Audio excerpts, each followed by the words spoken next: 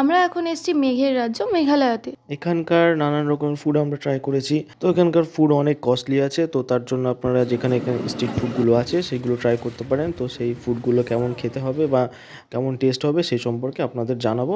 তো আপনারা ভিডিওটা দেখতে থাকুন।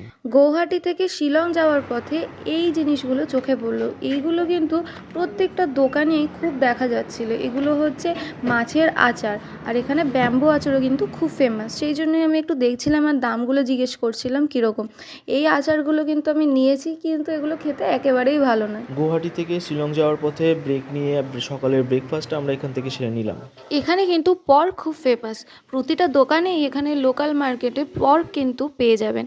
পর্কের এখানে বিভিন্ন ধরনের কারি ছিল, রোল ছিল, প্রচুর আইটেম ছিল। আমরা এখানে রোল অর্ডার করলাম, একটা চিকেন রোল আর একটা পর্ক রোল।